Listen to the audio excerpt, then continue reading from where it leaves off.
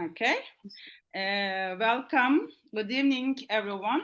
Welcome to one of the seminars of CSSGJ, Center for the Studies of Social and Global Justice. My name is not Oliver. My name is Elif Uzgören, and I am one of the co-directors of CSSGJ. I'm honored to welcome tonight two distinguished researchers from International Labor Organization. CSSGJ is an institution interested in social issues around social and global justice, and we have seminars from academicians, researchers, lectures, some theoretical reflections, but also from PhD students. However, we value a lot the practical side of the issues of the institutions and their struggles for social and global justice. So it's really an honor tonight to welcome Fabiola Mieres and Christiane Kuptsch from International Labor Organization. Let me introduce them before they start their presentation.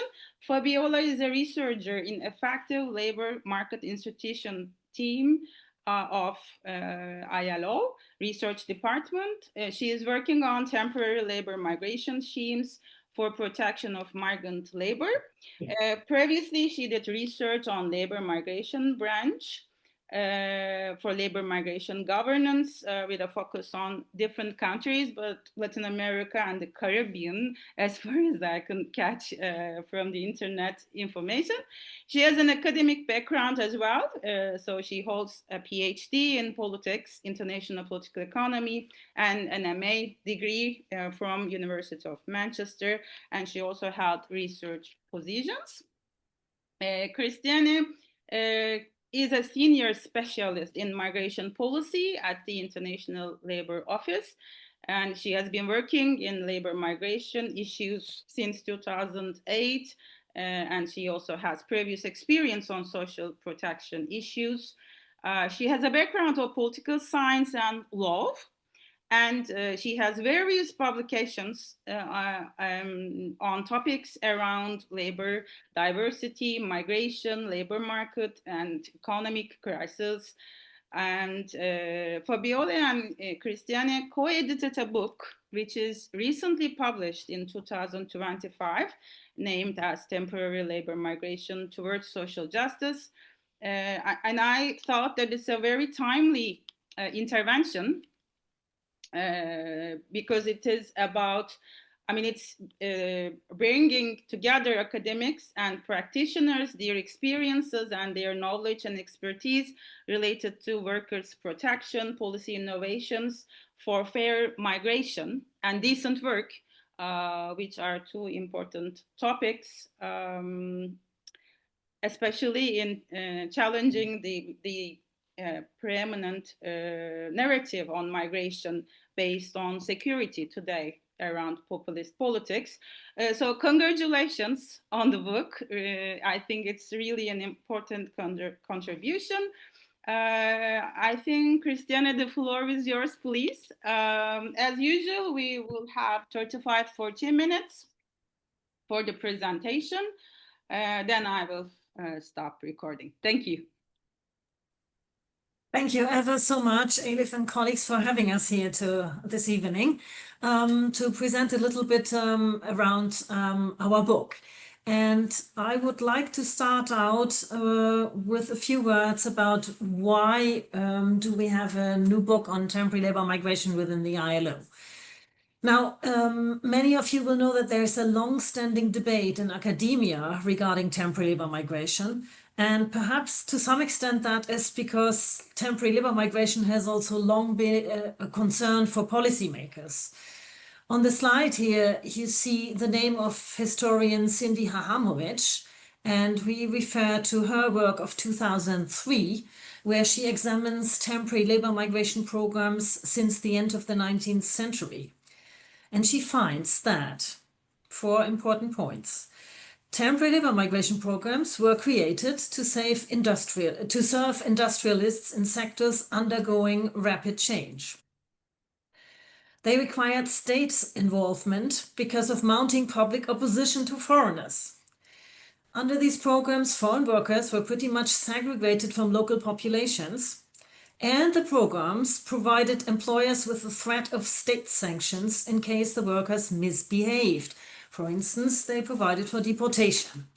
Now, we wanted to share this with you because it seems to us that policymakers today still have to come to grips with the same dilemmas that existed some 130, 40 years ago, when first programs were put on together in Prussia and South Africa, for example. In November 22, the ILO's governing body discussed labor migration, temporary labor migration, sorry. We discuss labor migration more often than not, but the particular subject of temporary labor migration. And in preparing a background report for this discussion, we realized the need to clarify the different forms and dimensions of temporary labor migration that makes this topic so very complex. So there was this background report about complexities. Now, policy makers usually have a quite uneasy relationship with complexity, and so there was demand by our constituents for further research and evidence to break down this complexity into more manageable parts. And therefore, therefore, we came up with this book as a continuation and on our pre-existing work on temporary labor movements.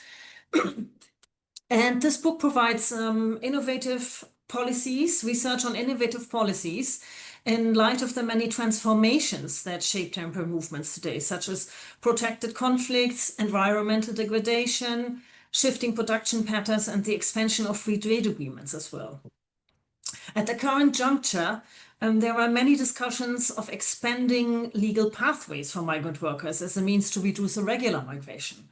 And some temporary programs are being considered as ways to achieve just this. However, in this context, it is important to strike a fair balance between the different interests in the design of programs. And this book illuminates the standpoints of migrants, of employers, of policymakers from destination and origin countries. And it provides, in our view, a fresh set of fresh reflections on the many dimensions that need to be considered, particularly because the regulation of migration lies at the intersection of different disciplines of law, of economics, politics, social developments, and other disciplines. And we have the luck of having being able to recruit a number of eminent experts from all kinds of disciplines to deliver some of those fresh reflections on the many dimensions that need to be considered. And I think I pass it on to Fabiola to speak a little bit about another reason why we think it's important to talk about temporary labor migration. Thank you, Christiane. Hello, everyone, and thanks for being with us today. I think I will complement before here we also provide a timeline of the many instances where the ILO has treated the topic. And as you know, the ILO has a constitutional mandate to protect migrant workers, and this is reflected in its preamble with constitution treating workers in countries other than their own. So from there on, there have been a series of discussions at the governance structures of the International Labour Organization. As you know, is the only tripartite organization in the UN system. That means that we host not only governments, but also workers and employees representatives. So that's why it's so important to bring all these different dimensions to a very heated topic, such as migration. And in this case, we were tasked with the challenge of unpacking a little bit more what temporary labor migration entails. And one of the reasons why also the topic is so popular is because of the numbers. But around the numbers, there are also a lot of challenges, because one of the main dimensions that we highlighted in our report, and this book is a bit of a continuation of that, is that it's very difficult to capture this data. because countries have different ways of counting who the migrant workers are. So here you have two examples that are coming from our book. Countries that we can say are very advanced in the business of temporary labor migration. On one hand, you have Canada. These are numbers of the Temporary Foreign Worker Program, which is the traditional program that brings migrant workers to the agriculture sector about the different streams, and is the one highlighted in light blue, let's say. And in the recent years, Canada, and we'll talk a little bit more about that, has also been expanding on something that they call mobility programs. So these are programs that are based on reciprocity and competitiveness in the country, and were born as a reaction to the exploitative nature of some of these temporary foreign worker programs from before.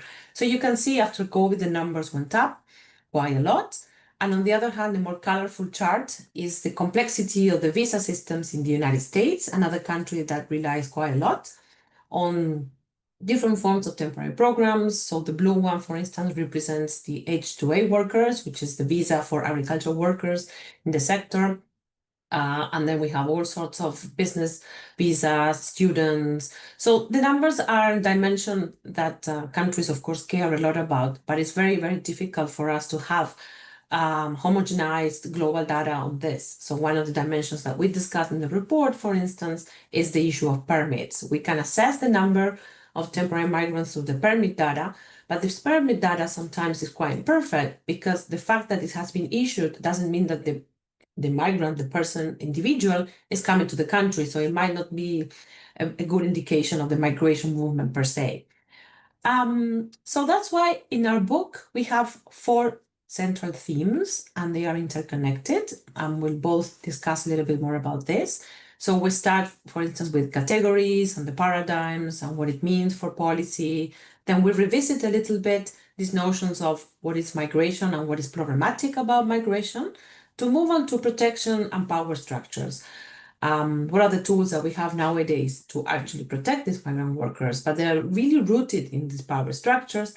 And at the end, we provide some chapters on what can we learn and how can we prepare for the future. All right. I will take over from here again and tell you a bit about part 1 of the book, which is about transient categories, shifting paradigms, and their policy implications.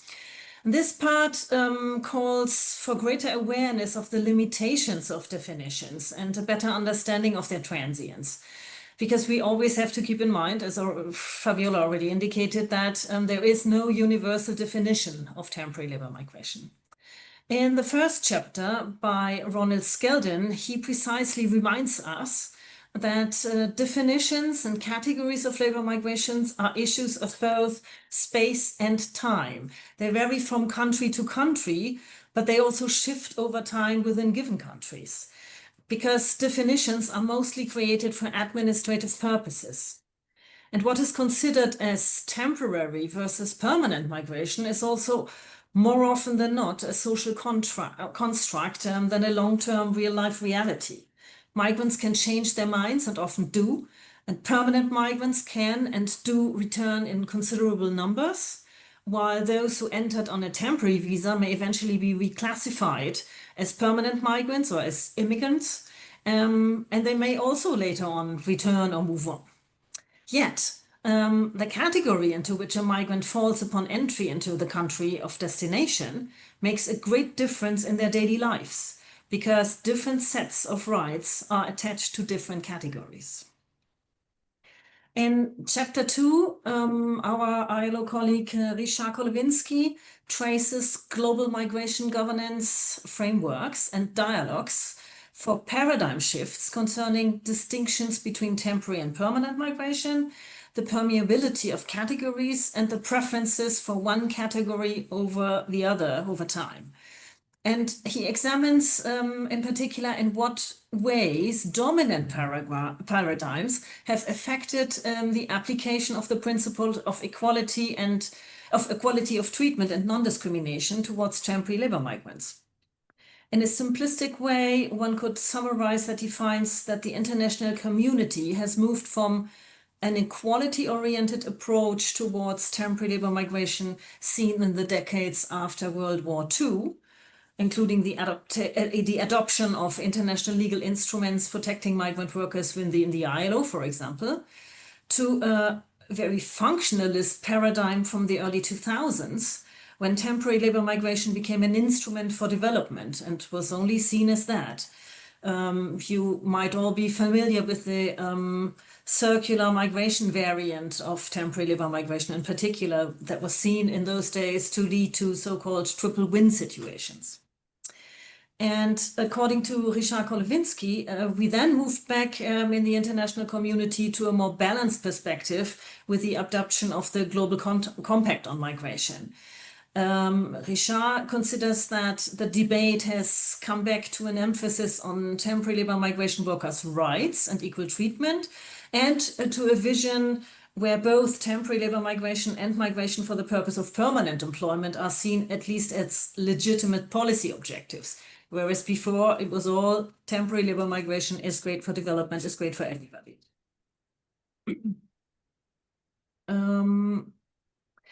The fact that definitions of migrants cannot always capture social reality is also very nicely illustrated in chapter 3 by Christian Schramm, who traces labor mobility within European countries using the empirical case of Bulgarian and Romanian migration. Christian Schramm highlights how labor migration projects are always open to change and dependent on conditions at origin, at destination, in transit. He actually prefers to refer to arrival rather than destination countries to underscore the point that labor migrants do not necessarily end up working in the place that was their initial destination. And he shows how migration projects are nonlinear and how migrants' social relationships and self-positionings can exist across several changing countries. He also develops types of labor migrants, which can inform policy to be able to provide targeted services, for instance, on reintegration and integration. He summarizes the different vulnerabilities, resources, and support needs of these groups at both origin and destination.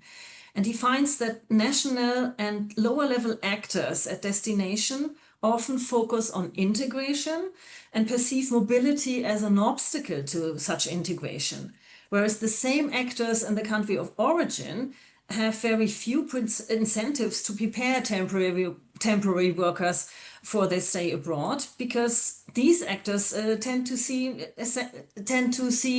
their migrants as someone who moves in a long-term perspective.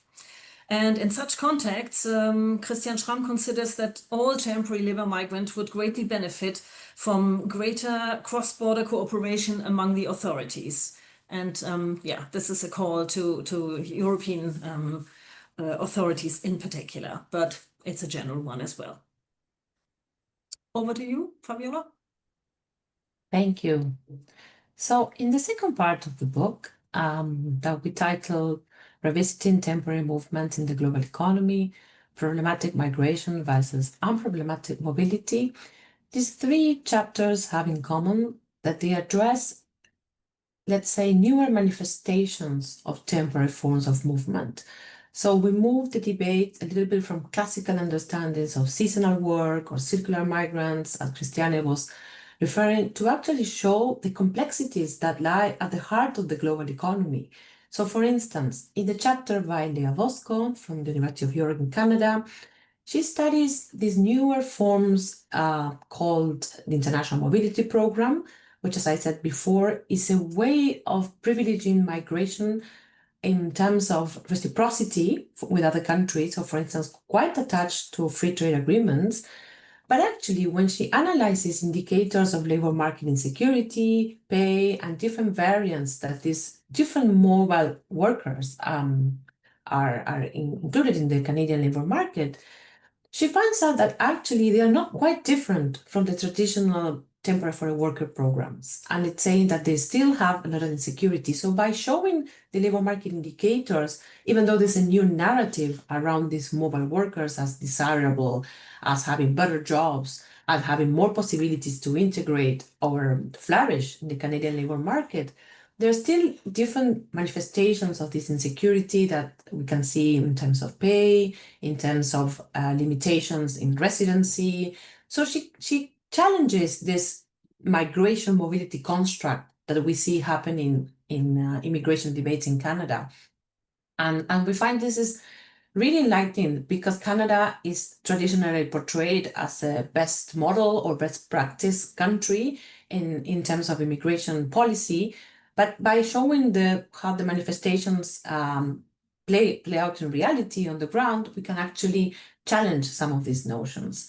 In the same light, moving by the chapter, should say all the authors, Sandra Lavene, Mariana Alvarado, Paula Hofmeier-Slotnick, and Philip Lutz, on business mobility, they also show how the traditional understanding of intracompany transferees, for instance, or those temporary migrants that are affiliated with a multinational and are moved because of business reasons, tend to be more privileged than other forms of migration.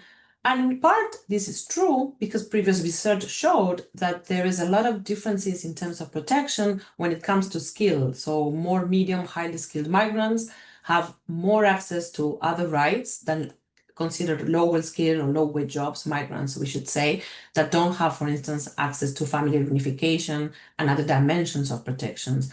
But when, again, we look at some of the labor market indicators of this privileged form of migration, they also find that there are some restrictions in terms of access to traditional labor market institutions. For instance, the right to freedom of association or to exercise even collective bargaining in some instances. So we see that this migration attached to international trade might not be as privileged as some narratives tend to prevail. And in the third chapter of this section, we bring the light to another important dimension of mobility, which has to do with conflict. And normally and traditionally, migration studies have been quite separate from forced migration, but and let alone in debates about temporary labor migration, we never considered the role of temporary migrants or whether refugees could be temporary migrants per se. So the interesting chapter by Pris Zulfikar Sapti shows that actually for the context of Mexico and Turkey, it is possible that some of these forcibly displaced people have to resort temporarily to the labor market, either in the informal economy or in other forms, to continue their trajectories and to actually have a livelihood, right? So what they really call is for a radical understanding or conceptualization of how do we include these forms of mobility that are owing to conflict, which are very prominent in the world today, to actually include them in discussions over the protection of temporary migrants as well. So linking together probably all the discussions that we have around refugee protection, but how can we link it with the protection of migrant workers? So we found this is quite innovative because it's opening the space for discussions over the possibilities that some temporary programs might provide for this group of mobile people like refugees, but it's still quite controversial in the global arena. So we can discuss this a little bit later on. And here, drawing on these examples from the chapters I had just told you a little bit about, the other richness we find of the book that we were lucky to put together and edit and work with these people is a wealth of approaches and the different methodological lenses. Because we still believe, even if we work in an international organization and normally the debates are quite focused on the economics of things, for studies of migration and particularly labor migration, it's really important to have an interdisciplinary lens.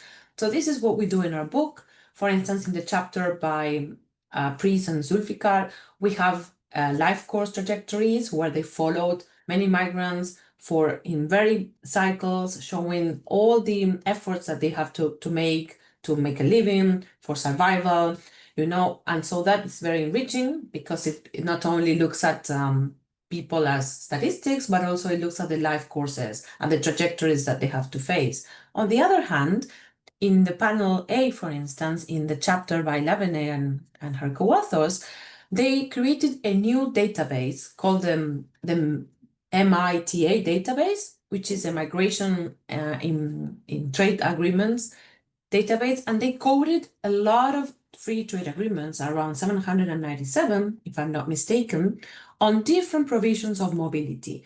So in panel A, we can see that across time, free trade agreements that have provisions on migration are coming up. This is the bar charts, and the mobile average is showing a trend up. So saying that we are seeing more and more forms of governance of migration through free trade agreements as well. And panel B shows actually they also coded in terms of the free trade agreements that refer to control, so that have an element of migration control in their provisions, those that actually look at rights, those that look at mobility simply, or others that are non-trade issues that are also going up. So I think if you look at these chapters, you will find a lot of data on these different dimensions, which we found very enlightening to enrich the policy discussions. So now, Christiane, will talk to you about the impacts on protection and power. Yes, thank you very much. Yeah, in fact, how to better protect temporary labor migrants is the very central question for the authors of part 3 of the book, because although they examine quite different measures of protection. In chapter 7, Natalia Popova shows how policy coherence and the involvement of the social partners in migration policymaking are crucial elements in addressing challenges in the design and implementation of temporary labor migration programs, and thus leading to better outcomes for the temporary migrant workers.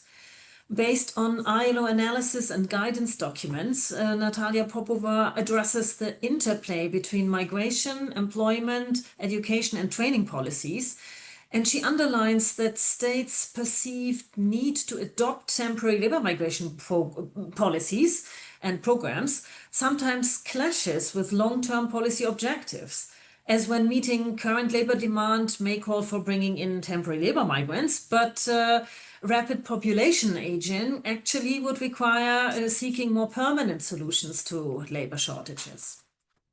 Natalia Popova also notes that the participation of labor ministries and of employers and workers' organizations is very important for bringing both legitimacy and effectiveness to this policy field.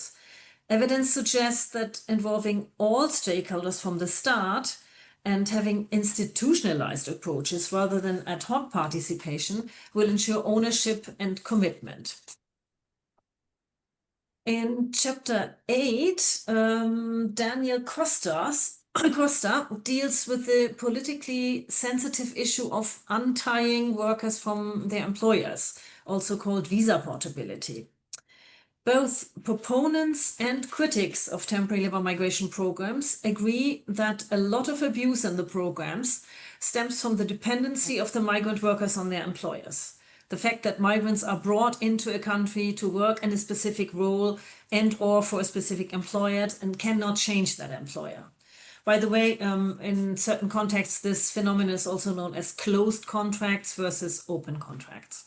You may know these things under those names.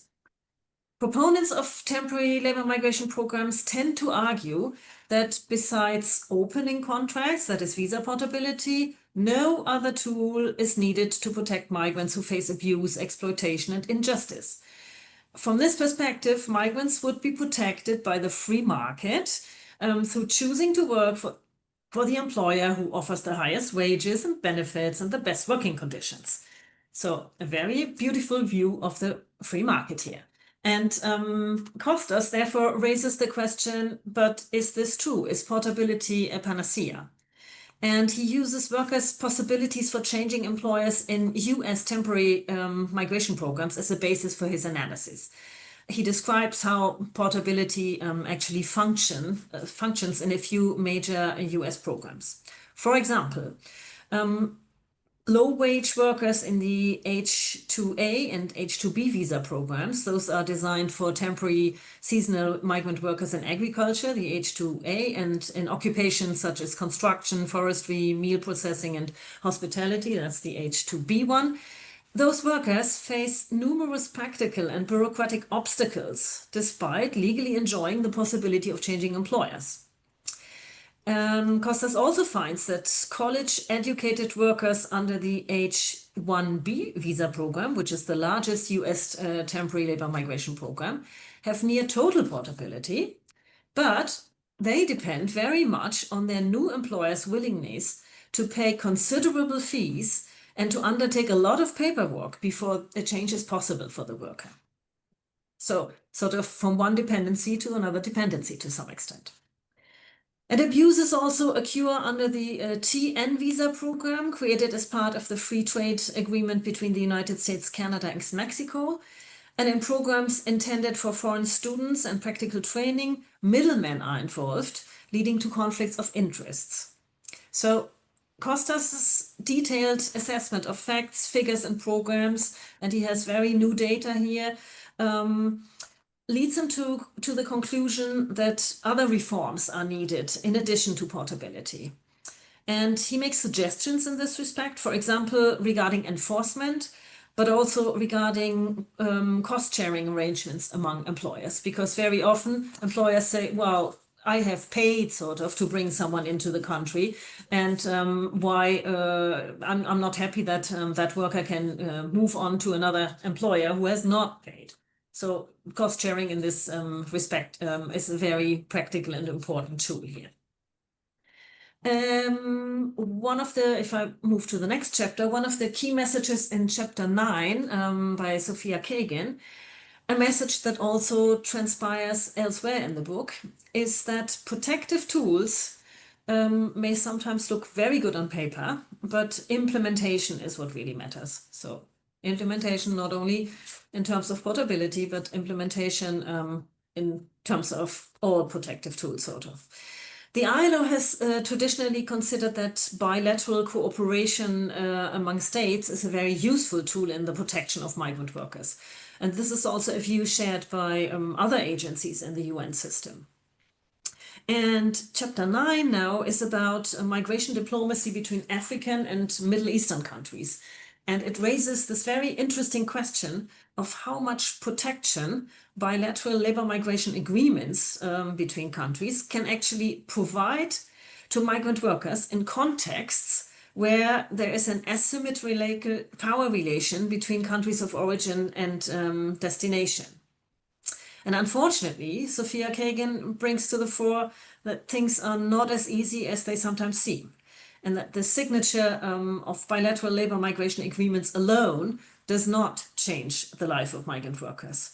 Notably, monitoring mechanisms would be absolutely crucial, and the political will to go beyond just high-level agreements would also be absolutely crucial, because sometimes she finds that some of these agreements are not really signed with the aim of protecting migrant workers, but with the aim of having a good relation with another country, sometimes for trade, to promote trade and other reasons. So unfortunately here, labor migration issues are not always linked to labor market questions.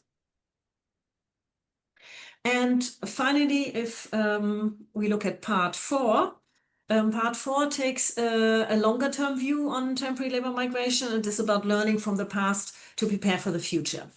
In the first chapter of that part by Aurelia Segate, she takes this long-term view regarding temporary labor migration schemes between North Africa and Europe, focusing on seasonal schemes in agriculture. And she finds that the longer-term developmental impact of temporary labor migration is hardly given the attention nor the resources that would be required to avoid negative consequences for workers and their families. What she finds is that robust, structured socioeconomic reintegration programs are missing in particular. And this can have large impacts, for instance, on migrant women workers who face additional gender-related cultural obstacles when they return. For instance, in engaging in own business income generation activities. And these women are often pressured into a vicious cycle of dependency on seasonal migration earnings. Actually, in the ILO, since Aurelia's finding, we have started to promote some programs which try to sort of help these types of migrant workers to have better possibilities of reintegrating, which should also lead to real developmental prospects for the country as such. And Aurelia Segatti also shows how migrant workers in North Africa tended to do better in the past, in the post-World War II period, and have tended to be better than their Southern African counterparts. So she does this comparison, the past and a different region. And she finds that this sort of doing better in the past and doing better in North Africa in the past in particular can be attributed to the differing degree to which temporary labor migration have been associated and supported by social protection schemes, whether through bilateral social protection agreements or through via unilateral measures. She finds in particular that to avoid longer-term risks posed by the increase of temporary labor migration from North Africa to Europe, what would be really needed there is the need for social protection in the areas of work accidents and childcare. In all areas, but in those in particular. In chapter 11, Etienne Piguet gives us a lesson about the structural need for migrant workers in comparing historical and current forms of temporary labor migration programs in Switzerland. His innovative research compares the issuance of former A seasonal migrant worker permits with that of today's L permits, which are short-term work permits, that have allowed Switzerland since 2002 to bring in EU citizens and others to the Swiss labor market for durations of less than a year. Interestingly, Piguet does not detect fundamental differences between in terms of the volume, the gender balance, economic sectors, and geographical threat throughout Switzerland. Although one has to admit that the L permit holders come from a larger area of countries than the past A permit holders, and a few new sectors of activities such as IT have also emerged, which simply didn't exist in the 1950s and 60s. But interestingly, the structural need seems to be there because things have not changed very much. Also very interesting, Etienne Piguet reveals the role that origin countries can play in securing better conditions for migrant workers. And he reflects on the tensions between temporary labor migration programs and the fundamental rights of immigrants to participation, family unit, decent work, and securing a life prospect. A tension that can also be observed in many other liberal democratic states. But let me now end our summary of book highlights with a very positive takeaway from the last chapter, which is by Johanna Howie, namely that it is possible to redesign migration frameworks that include the principles of fairness and social dialogue. Australia embarked on a migration review in 2022-23, and Johanna Howie, one of the 3 independent experts who carried out this review, takes the reader through the key findings and contributions of the review.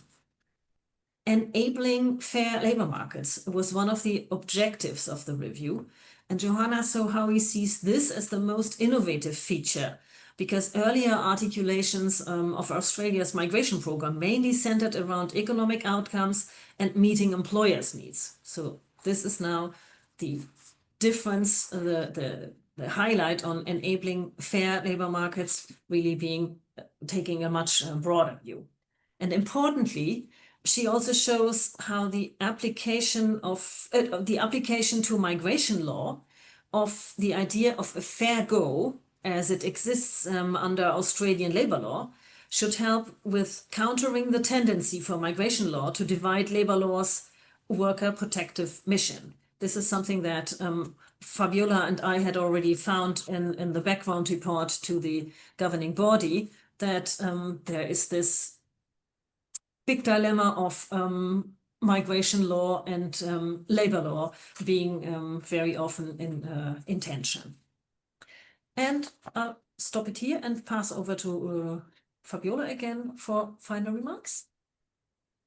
Thank you, Christiane. So all these chapters are part of a broader discussion that we're having at the ILO, which is about building a just world. So how can we actually contribute to social justice? And this is inspired in our Director General's report of 2023, where he wanted to put in action again the concept of social justice through decent work, which is our traditional modus operandi in the ILO. And in order for this to be a reality, there are 4 foundational pillars.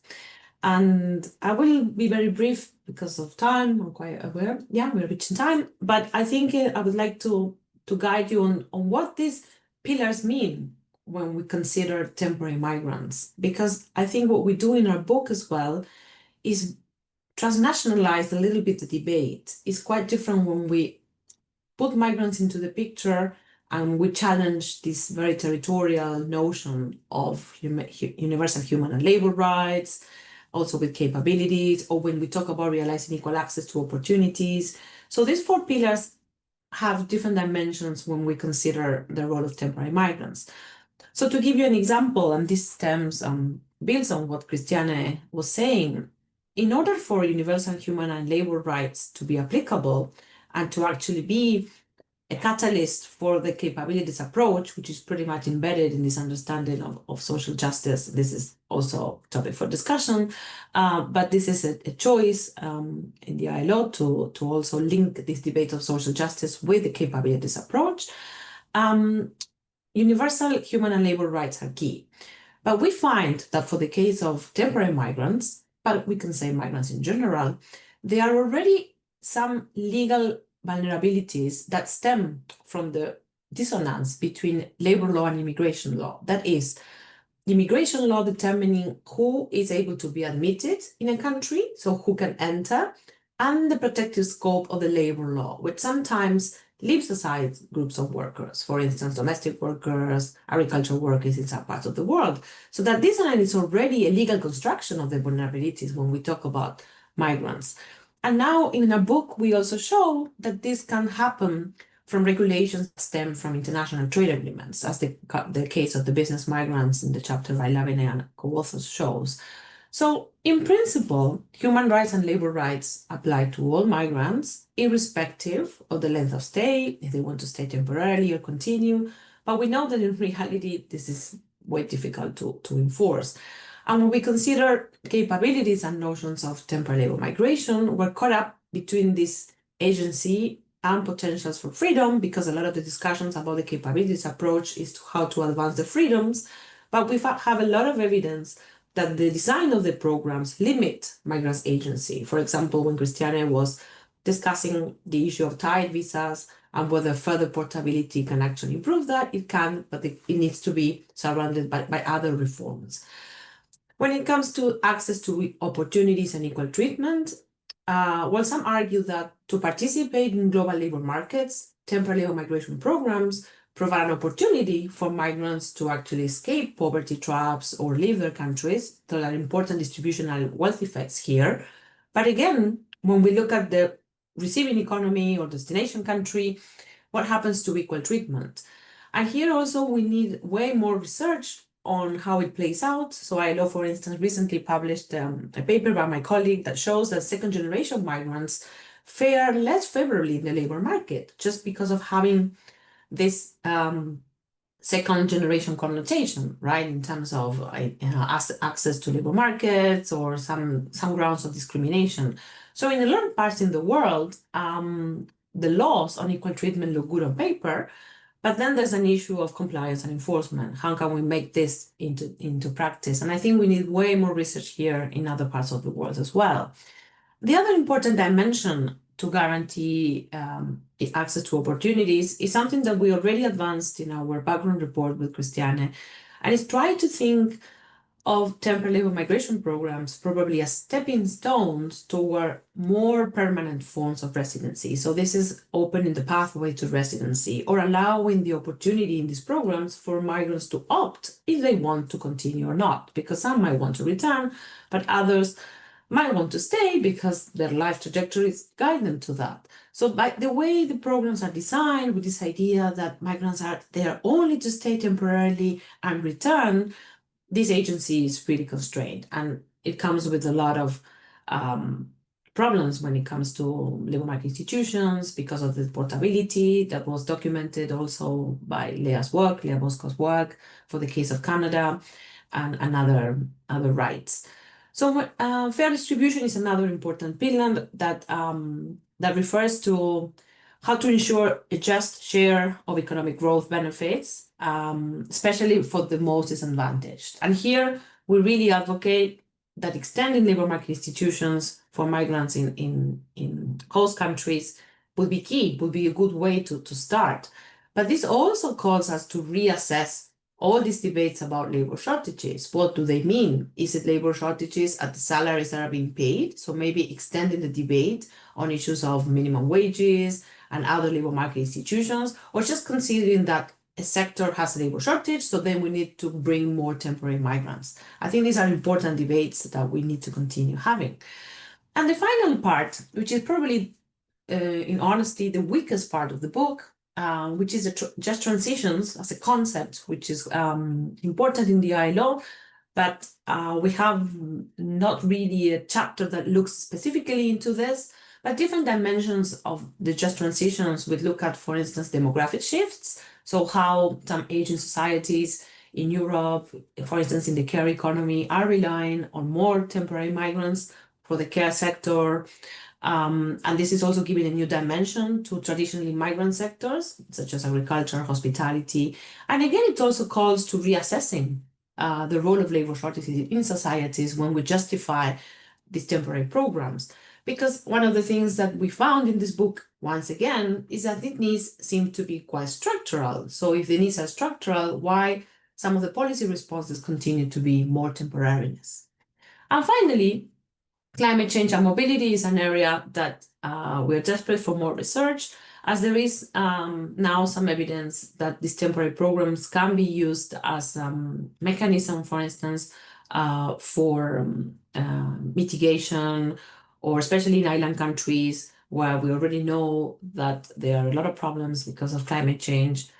Some populations are being moved to other areas. But where will they return if this migration is going to be temporary? These are really open questions that the ILO and other agencies are engaging more and more.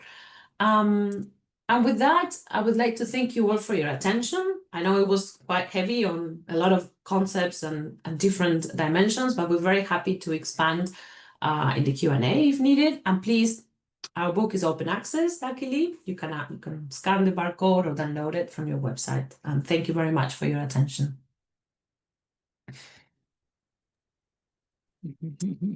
Thank you. Excellent. I think that's an excellent slide to finish the presentation with the QR code. Thank you very much for your thought-provoking presentations with a lot of insights, reflections all around the world, different countries, all the conceptual discussions as well as policy implementations. So thanks a lot. I really enjoyed listening. I'll